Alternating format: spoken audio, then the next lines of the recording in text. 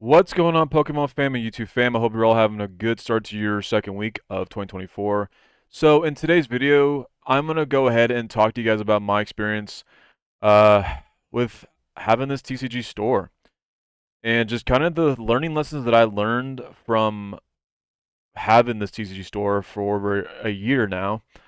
I started this thing back in January 2023, and yeah, it's been 12 months since I started this, and I converted my store into just doing Pokemon only, and just a lot of the unexpected things I learned my first year, I would say, and there's a lot of things that I did learn, and I think this video is gonna be very valuable for people that are thinking about starting a TCG store.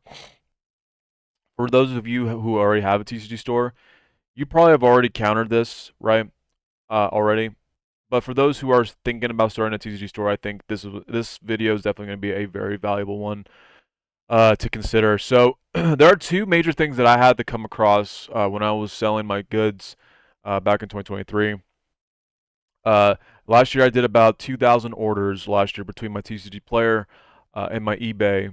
And considering the fact that I usually maintain anywhere from 200 to 400 listings on my eBay, and I only have about 1,500 listings on my TCG player. Both storefronts are both small, and that's going to be very important to this conversation because I'm going to come back to this in a moment. The reason why the size of my store and why this is an important point.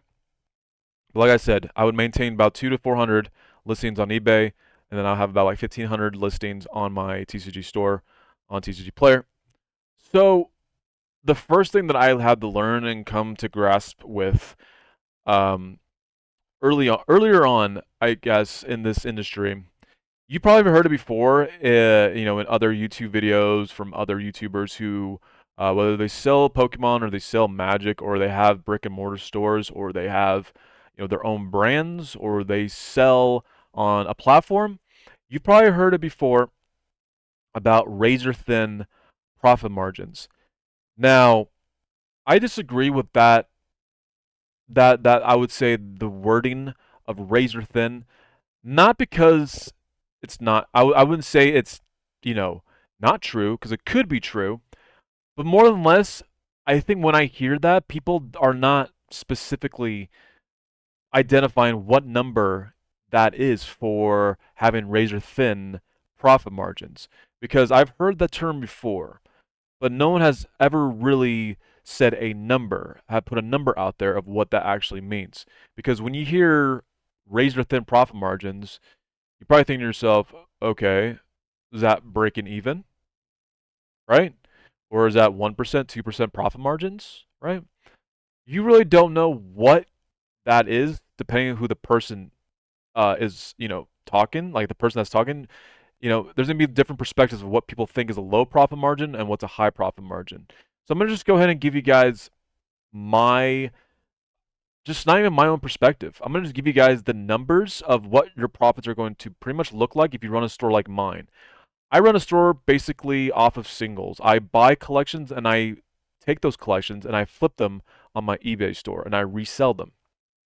And I'm in the sealed product, but I'm not that invested in the sealed. Basically, I sell specifically Japanese booster boxes. I have my own supplier and everything like that. So, you know, but most of the time, the profits that I do end up gaining are going to be from selling high end singles, selling low end singles, and everything like that. So the lowest, I think, if you do everything right as a TCG store, and you know your profits. You know that you're going to profit off of an item that you bought and you're going to be able to sell at a higher price. If you do everything right, the lowest profit margin you should be able to gain is 5% profit margin. Okay? I would say that's a low profit margin, 5%. Obviously anything below that is still extremely low. Okay? I would categorize anything below 5 is razor thin profit margins, okay? Now, anywhere from 5 to 15%. 15%, in my opinion, is a medium end profit margin. Anything above 20, 25% is a high profit margin, in my own perspective. And a lot of you guys are probably think, well, 25% is still not that much. Well, when you consider, let's say, for example, you put in $1 million in the S&P 500, and let's say the S&P 500 does 25% in 1 year, right, which is an extremely good year for the S&P. If the S&P does 25% in 1 year, let's say you have $1 million invested in the S&P, you just made $250,000 on your initial investment, right? And so it's all about perspective of what you guys think. A lot of people are going to think that 50% is a good profit margin. People think that 2x your money is a high profit margin, but those numbers are going to be very unrealistic with an industry like this. Do not expect to make 50%, 2x or 3x your money with a TCG online store. When we're talking about investments, investments is a completely different thing, different category, different topic.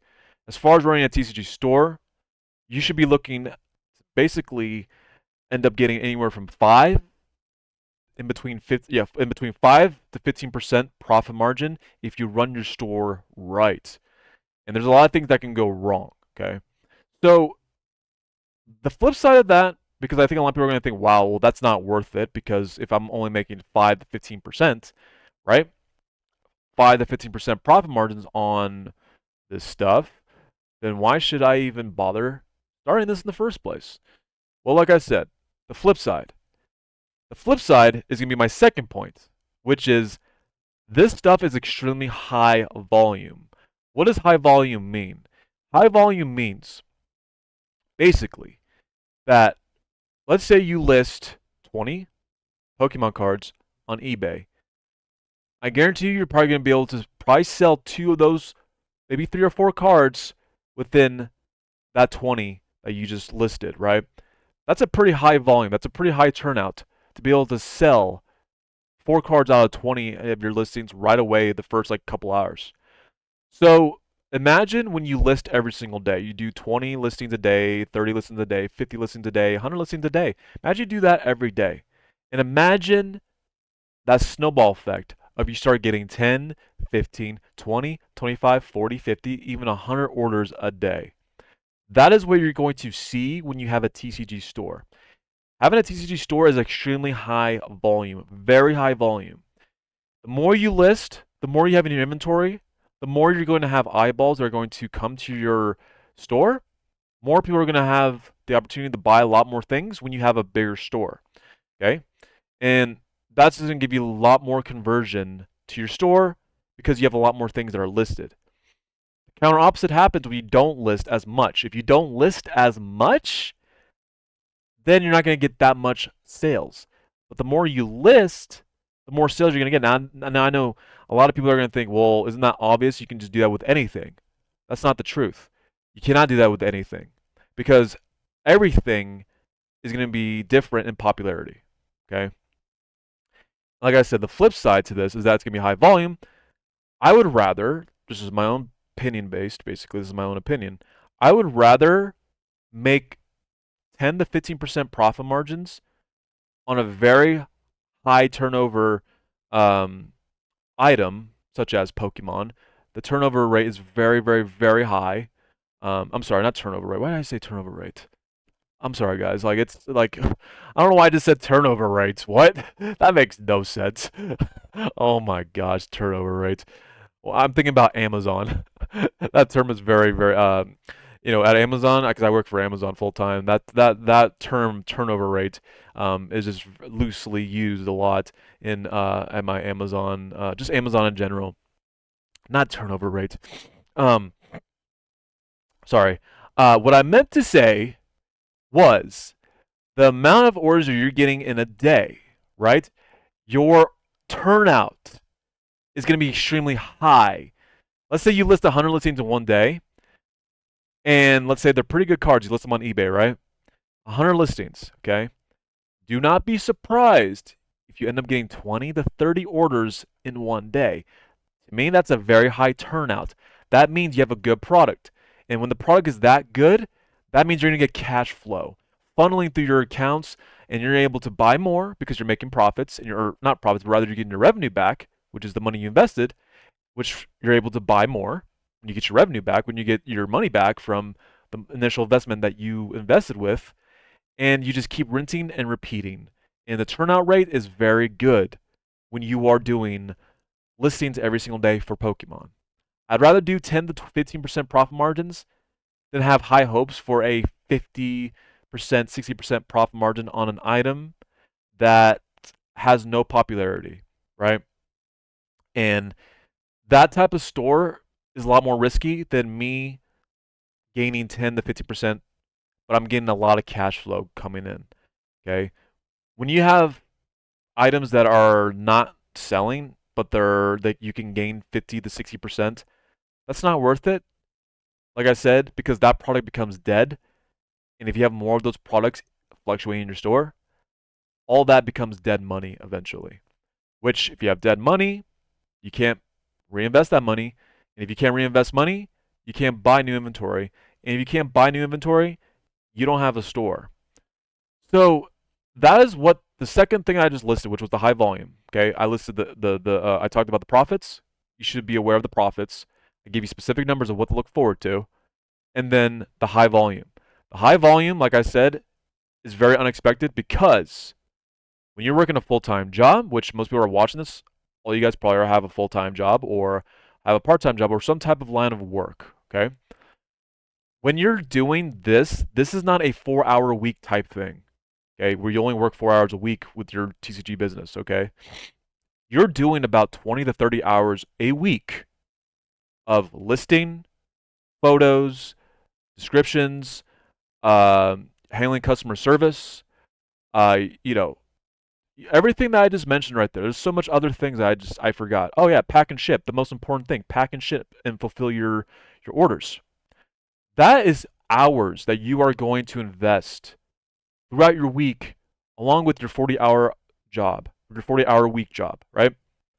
So consider that, which a lot of people don't consider, that you're going to be putting in about 20 to 30 hours a week. This is like a part-time job, basically, of doing what I just listed right there. Okay. And that was what threw me off last year because I did not expect that volume. Okay. I was less efficient when all that volume came. Now I'm way more efficient. I'm way faster. I'm able to keep up, right? So keep that in mind, guys, when you're about to start, if you're going to start a TCG business, that you should consider those before you start. Profit margins, high volume. That is the name of the game of TCG, the TCG industry. So that is what I learned back in 2023. Like I said, I'm a new seller, guys. I've only been doing this for 1 year. 1 year. I'm still very, very, very new. Extremely new. And I'm always open to learn different things, different concepts, and I'm always open to gaining more knowledge and more wisdom in order to continue to build and progress and to see growth in my own TCG store. So if you guys found this video helpful, if you guys found this video valuable, please give it a thumbs up. It helps me and it supports me. If you guys find this channel very valuable and if you guys find this useful, go ahead, please give me a sub. I would really appreciate the support. And yeah, I will see you guys in the next one. And have a great rest of your week, guys. And see you in the next one. Peace out.